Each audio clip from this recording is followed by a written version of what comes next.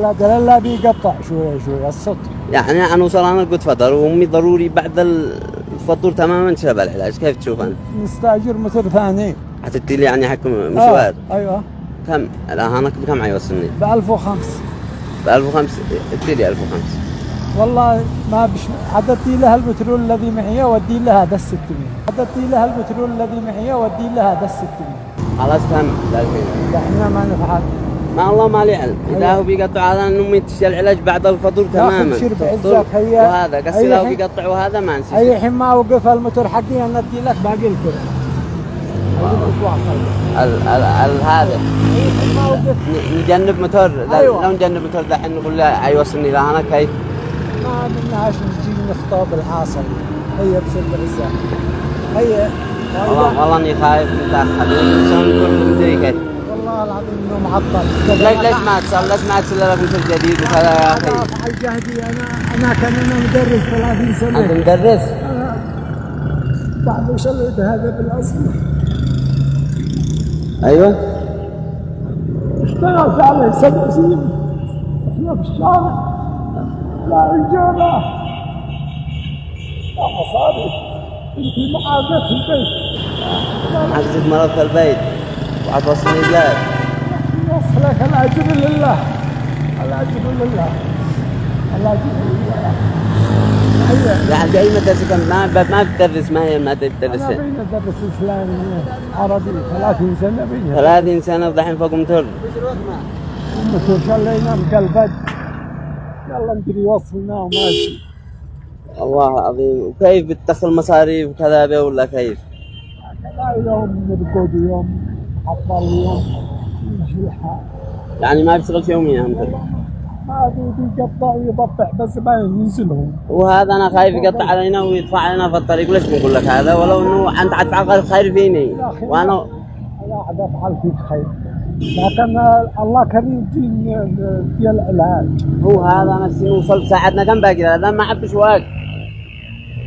كيف نفعل؟ يعني العيال الان ما عليك الا وصلك والله. يعني نتوكل. ايوه والله. ولو تحربطنا في الطريق ولا كذا نتوكل على الله. لو بعنا الموتور وصلنا بمثل كرة. لو بعنا الموتور وصلنا بمثل كرة. الله يا هيثم انا مش عارف لحد الان. اول شيء السلام عليكم. حياك الله استاذ حسن. سلمك الله. احنا كنا نصور. اول شيء نعتذر منك استاذي ربنا يسعدك. انا للامانه ردة فعلك متاكد على ما شفت اللي حصل انها مشرفه للسماء. ردة فعلك ربي يسعدك. وايش الشيء اللي خلاك يعني انت خرجت يا استاذي؟ ما يخرج الواحد الا الحاجه، بس حاجتها لله مش للبشر. ايش الحاجه اللي خلتك توافق انك توصلها بلاش علشان المريضه او فطورها وانت محتاج اصلا حاجه امه للدواء. تذكرت حاجه بنتي انا اصلا. تذكرت حاجه بنتي مريضه في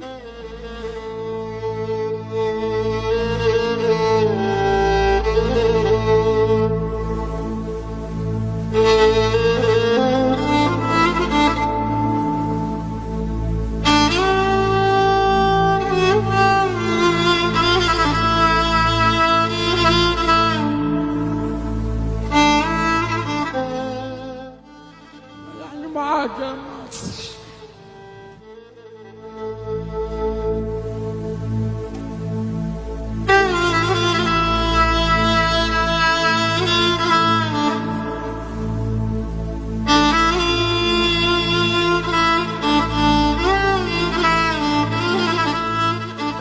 أنا آسف يا أستاذي والله العظيم إن دموعك هذه غالية علينا كلنا.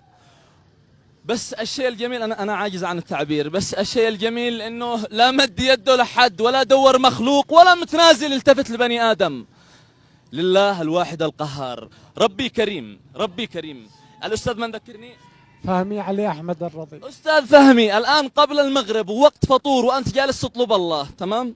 ومستأجر صح ولا ملك؟ مستأجر ايوه. وإحنا في دار على الإيجار. طيب يا أستاذ فهمي دموعك الغالية هذه على قلوبنا والله. إيش أسألك سؤال؟